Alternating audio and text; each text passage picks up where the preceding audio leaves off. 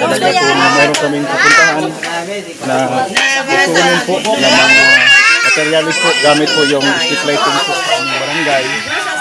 Saka kami pong mga lalaki dito, kami po ay utosan na kukuha sa mga pusti na bakal na gagamitin po sa street light. At saka ito po ngayon, ka-farmers, dala ko po yung aking baon para hindi magugutom sa daan dahil higit 2 oras yung aming paglalakad papunta doon.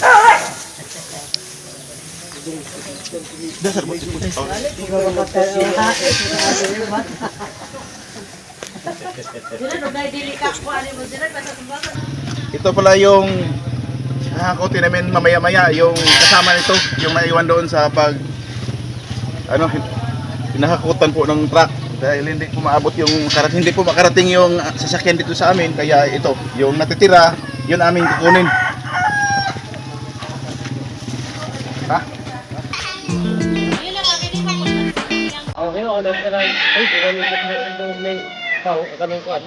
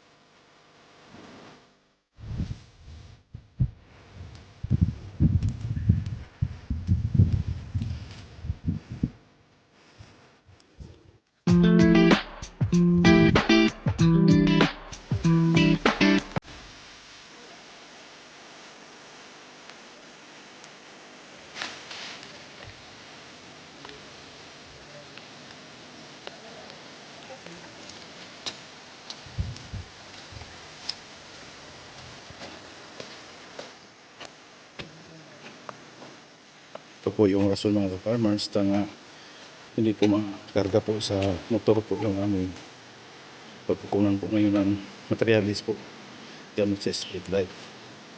Dahil ito po yung kasada sa mga farmers.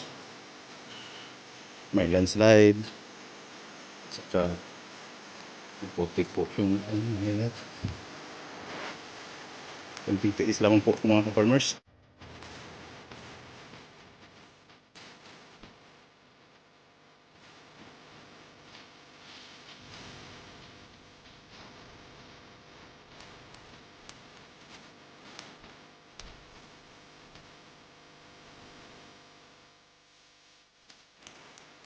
Ito mga ka-farmers, yung kasamahan namin, nauna na po.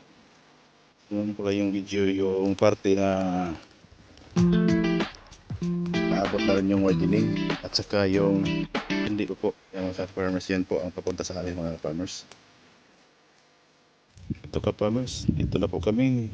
Ilang litro na lang po yung layo ng pagpupunan namin ng tubo. Gamit po sa street lighting mga farmers. Yan na po, sa unahan yung pagkukuha na po namin. Sinisilip lang namin sa kasamahan namin yung pinagdaan namin at saka ito na rin po. May na rin pong mga equipment dito.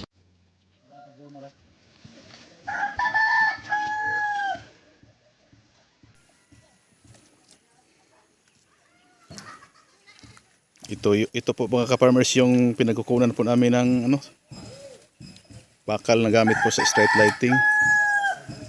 Simula ngayon, maglalakad po kami ng mahigit 2 oras po dito, simula dito po mga ka-farmers. Yan na rin po yung mga kasamahan namin.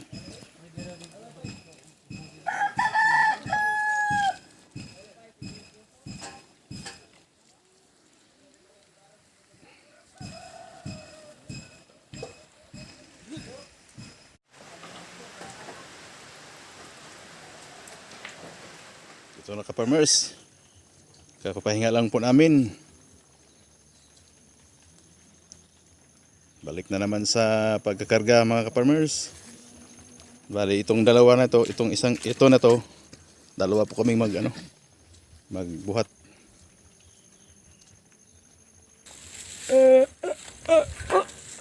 Ay, balik na naman sa karga.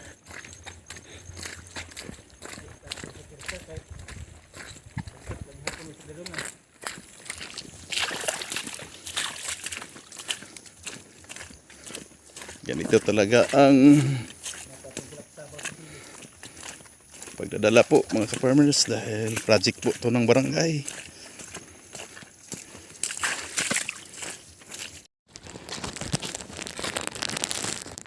So ito yung baba ka-farmers. Talagang nandito po kami sa tuktok.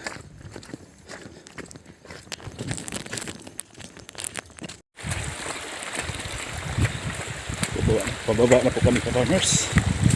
Talagang kahirapan po. Talagang malakas yung ulan po mga farmers. Basang-basa na po ako mga ka-farmers. Ito na rin po, malakas yung ulan. Kaya ito po yung daan.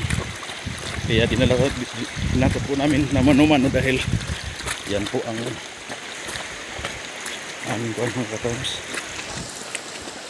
Ganito po hirap sa ngayon yung aming kalsada mga ka-farmers.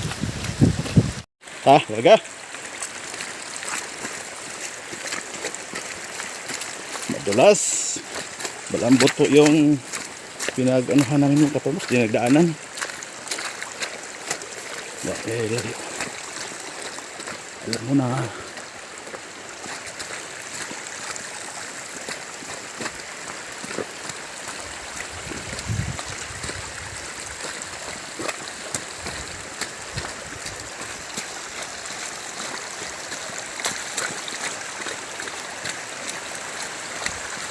yung tubig ulan po mga farmers.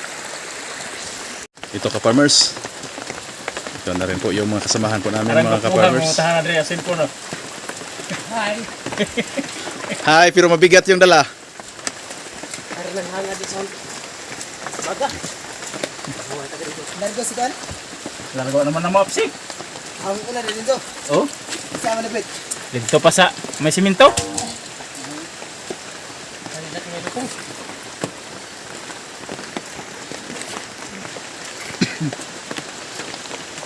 Hoy-hoy sa kadali.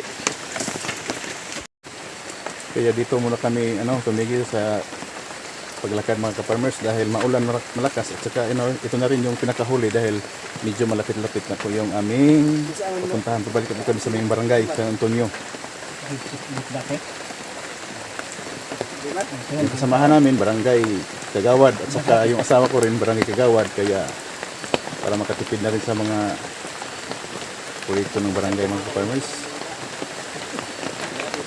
Ito po yung materialis para sa street lighting mga ka-farmers.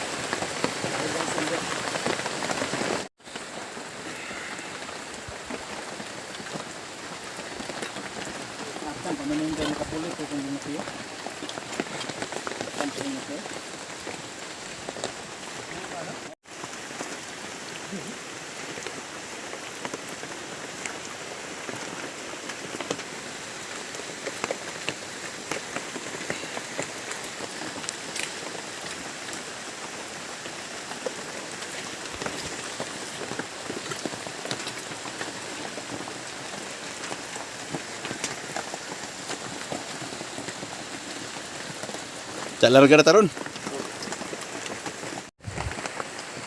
Tama na sa relax mga ka-farmers. Balik na rin kami sa karga. At saka panibago naman yung kasama ko ngayon dahil palitan po kami.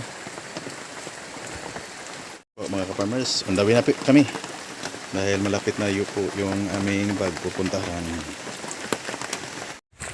Ka-farmers, ito na rin po yung bungad ng aming barangay mga ka-farmers. Ilang metro lang po.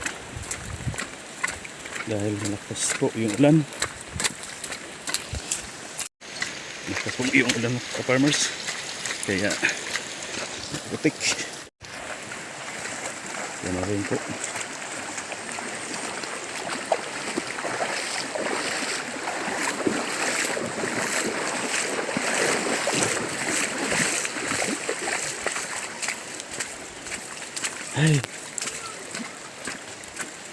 Tama talaga yung pag-alakad namin.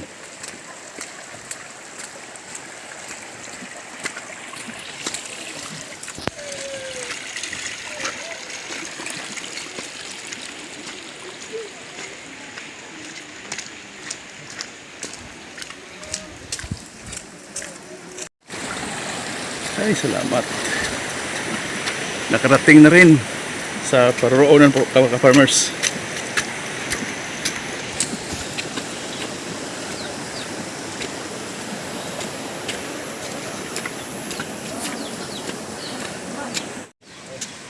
Ay, salamat. Abot na. Abot. Mahigit 4 na oras po kami naglakad mga ka-farmers kaya may meron kaming dalang baon. At saka ito na rin po mga ka-farmers. May tulong na rin to. Dahil ito po yung gawin namin street lighting dito sa barangay.